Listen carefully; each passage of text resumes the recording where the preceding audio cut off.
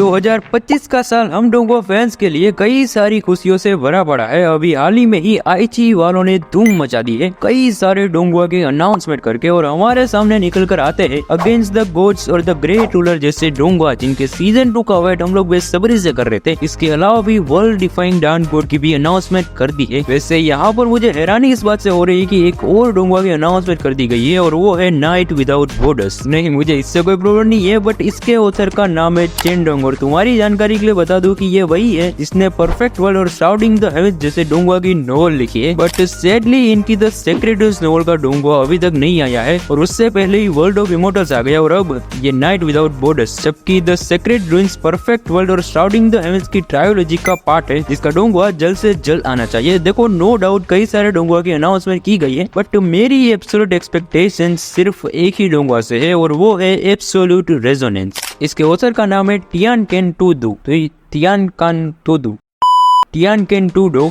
इसके ऑथर का नाम है टियान केन टूडो, और ये वही है जिसने PTDH, Martial universe, the great ruler और ड्रैगन पीस युआन जैसी नॉवेल्स लिखी है। तो अब तुम समझ जाओ कि ये एब्सोल्यूट रेजोनेंस डोंगुआ कितना ज्यादा शानदार होने वाला है, और मैं इसका बेसब्री से इंतजार कर रहा था। इनफैक्ट इसकी वजह से ही मैंने इसके अभी तक के जितने भी नॉवेल के चैप्टर आए हैं वो सभी रीड कर लिए, और मेरी यही एक्साइटमेंट और भी ज्यादा बढ़ जाती है ये जियांग किंगे का टीजर देखकर। बेसिकली ये टीजर के अंदर जो लड़की है उसका नाम है जियांग किंगे, और वो मेन फीमेल लीड है डोंगुआ की। और टीजर के अंदर वो पहले जेनेसिस सीड वाली प्रोफेसी के बारे में है, और फिर दूसरे पार्ट में जियांग किंगे से पूछा जाता है व्हाट इज लाइट, और वो जवाब देती है light is me, I am the light. अब तुम अगर नोवेल रीडर हो तो तुम्हें ये सीन समझ आ गया होगा, लेकिन फिर भी याद दिला दूं कि ये चैप्टर 1500 का सीन है जब ड्यू मिंगशुआन जियांग किंगे को चैलेंज करता है बुक ऑफ लाइट देकर, जिसका 7वां पेज जियांग किंगे ओपन करती है। तब उससे ये सवाल पूछा जाता है व्हाट इज लाइट, और ये सब कुछ पूरा सीन हुआ था सेलेस्टियल मिरर टावर की 31st लेयर में। एंड वैसे देखो, किंगे का लुक तो एकदम ही चुम्मेश्वरी है टीजर के अंदर, वो क्या ही खूबसूरत लग रही है। लेकिन ये सीन चैप्टर 1500 का है, और बेसिकली स्टूडियो वालों ने डोंगुआ की हाइप बढ़ाने के लिए ऐसे ही ये टीजर छोड़ दिया, जबकि एक्चुअल सीजन 1 के अंदर हमारे को ऐसा कुछ भी नहीं दिखाया जाएगा। देखो, इसके सीजन 1 के अंदर पूरे 36 एपिसोड होने वाले हैं, और इसके ट्रेलर में हमें जैसा दिखाया गया था मेन कैरेक्टर ली लुओ और उसके दोस्त कुछ मॉन्स्टर से फाइट कर रहे थे। वो सीन आई गेस अम्ब्रा केव का है, जो कि एक्चुअली में चैप्टर 240 के बाद दिखाया जाएगा। तो मेरा यहाँ पर आके सवाल ये है कि क्या ये स्टूडियो वाले सिर्फ डोंगुआ की हाइप बढ़ाने के लिए ट्रेलर और टीजर वगैरह में आगे के चैप्टर्स के सीन दिखा रहे हैं, जबकि एक्चुअल सीजन 1 के अंदर जो होने वाला है वो तो हमें कहीं नहीं दिखाया गया है। देखो, सीजन 1 के अंदर हमारे को पॉलिटिशियन और एकेडमिक सीन दिखाया जाएगा, और जबकि ट्रेलर में सीधा हमें अम्ब्रा केव का सीन दिखा दिया गया है, और वो चैप्टर 240 से लेकर 300 के आसपास होगा। तो मेरा यहाँ पर कहना यह है कि क्या हम ये मान ले कि सीजन 1 के अंदर एटलीस्ट 240 चैप्टर्स तो कवर कर दिए जाएंगे, एंड अगर अम्ब्रा केव आर्क को वो लोग पूरा खत्म कर दे तो 300 चैप्टर्स। वेल देखो, ये मैं अपना ओपिनियन दे रहा हूँ ट्रेलर के बेसिस पर, और अंदाजा मार रहा हूँ कि कितने चैप्टर्स कवर किए जाएंगे सीजन 1 के अंदर। बाकी इसकी रिलीज डेट अभी अनाउंस की गई नहीं है, बट होपफुली ये स्टूडियो वाले जल्दी रिलीज कर दे। नाउ देखो गाइस, अब मेरी बात पर थोड़ा सा ध्यान देना, क्योंकि ये थोड़ा सा इम्पोर्टेंट है, बिकॉज एब्सोल्यूट रेजोनेंस की नोवेल का इंग्लिश ट्रांसलेशन थोड़ा सा इनएक्यूरेट है। अब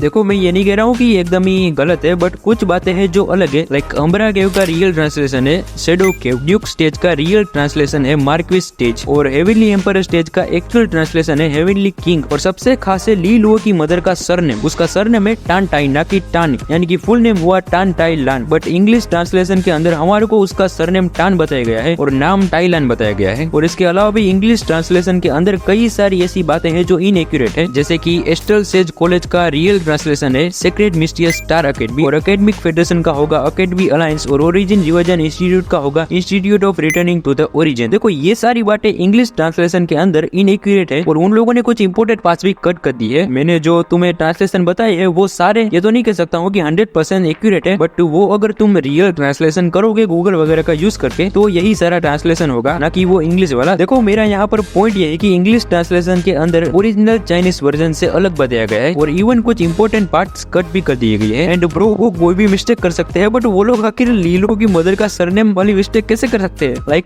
हेलो ब्रो, ये इतना बड़ी मिस्टेक कैसे कर सकते हैं वो लोग? लाइक टांटाई सरनेम है उसका, वो लोग उतना भी ठीक से नहीं समझ पाए, तो आखिर अब क्या ही कर सकते हैं। बट देखो, चलो अब इस टॉपिक को यहीं पर ही खत्म करते हैं, क्योंकि मुझे ऐसे झमेले में पढ़ना ही नहीं है भाई। और एब्सोल्यूट रेजोनेंस के स्टूडियो का नाम है सीजी स्टूडियो, जिन्होंने the great journey of teenagers और यंग ब्रू मास्टर्स एडवेंचर्स जैसे डोंगुआ को एनिमेट किया है। वेल देखो, अगर बात हम इसके एनिमेशन की कर रहे हैं तो इसका एनिमेशन तो बेस्ट ही होने वाला है, बट मैं एक बात से डिसअपॉइंटेड हूँ, और वो है हमारे मेन कैरेक्टर ली लुओ का लुक। वैसे देखो, ली लुओ ठीक ठाक ही है, लेकिन नोवेल के अंदर हमारे को लीलो एक्सट्रीमली हैंडसम डिस्क्राइब किया गया है और ये वाला लुक नोवेल वर्जन से मैच नहीं करता है। आई होप कि वो लोग थोड़ा सा चेंज करे और लीलो का लुक बेटर करे। और किंगे का लुक भी कुछ ज्यादा ही मेच्योर बना दिया गया था उन लोगों ने पहले वाले टीजर में, लेकिन न्यू वाले टीजर में वो लुक एकदम ही परफेक्ट है, जो कि एक्चुअली में नोवेल वर्जन से मैच करता है। वैसे मुझे हैरानी इस बात से हो रही है कि लीलो से ज्यादा तो बेटर यूलंग का लुक लग रहा है और लू किंगर भी थोड़ी सी चुम्बेश्वरी लग रही है। देखो वैसे तो मैं ऐसे डिस्कशन वीडियोस नहीं बनाता हूँ, बट एब्सोल्यूट रेजोनेंस से ही इतनी मास्टरपीस सीरीज की मैं अपने आप को रोक ही नहीं पाया। मैंने टियान केन टूडो की सारी नोवेल रीड करके रखी है, BTTH, martial universe, the great ruler और ड्रैगन प्रिंस युआन, बट जो नोवेल मुझे सबसे ज्यादा पसंद आई है वो है एब्सोल्यूट रेजोनेंस, क्योंकि इसके अंदर ऑथर ने कल्टीवेशन पर थोड़ा सा ध्यान दिया है अपनी प्रीवियस नोवेल वगैरह के कंपैरिजन में। अब तुमने अगर नोवेल रीड की है इसकी तो तुम्हें ये इजीली समझ आ गई होगी बात। और कुछ लोग मानते हैं कि ये नोवेल भी प्रीवियस नोवेल वगैरह से कनेक्टेड है। देखो ऐसा नहीं है, एटलीस्ट अभी तक तो नहीं है। और पर्सनली मैं चाहता हूँ कि इसकी नोवेल BTTH वगैरह से कनेक्टेड ना हो। बाकी मुझे तो लगता है कि इसका डोंगवा अगर आ गया और होपफुली सब कुछ ठीक चला और स्टूडियो वाले कोई बकलोली ना करे तो आई एम श्योर कि ये डोंगवा सबसे ज्यादा पॉपुलर होगा। इवन BTTH और परफेक्ट वर्ल्ड लेवल पॉपुलरिटी को भी हासिल करने का पोटेंशियल है इसके अंदर और इसका मेनू भी अवेलेबल है। और भाई जो गुस्सा मुझे BTTH का ट्रेस, बकवास और नॉनसेंस मेनू पढ़कर आया था वो सारा गुस्सा एब्सोल्यूट रेजोनेंस का मास्टरपीस मेनू रीड करने के बाद ठंडा हो गया। भाई क्या आर्ट स्टाइल है इसका, ये मेरे वन ऑफ द फेवरेट मेनू में से एक बन गया है। और अभी तो मैं इसके डोंगवा के लिए सबसे ज्यादा एक्साइटेड हूँ और जल्द से जल्द चाहता हूँ कि इसका एपिसोड 1 रिलीज कर दिया जाए। बाय द वे मैंने इसकी नोवेल के अभी तक के जितने भी चैप्टर्स आए हैं वो सारे रीड कर लिए और मुझे काइंडा पता है कि क्या होने वाला है फ्यूचर में, और मैं आगे इसके बारे में और भी वीडियोस बनाऊंगा। तो तुम लोग मेरे चैनल को अभी कभी सब्सक्राइब कर लो और वीडियो को भी लाइक कर देना। बाकी मैं मिलता हूँ तुमसे अगली वीडियो में, तब तक के लिए बाय बाय।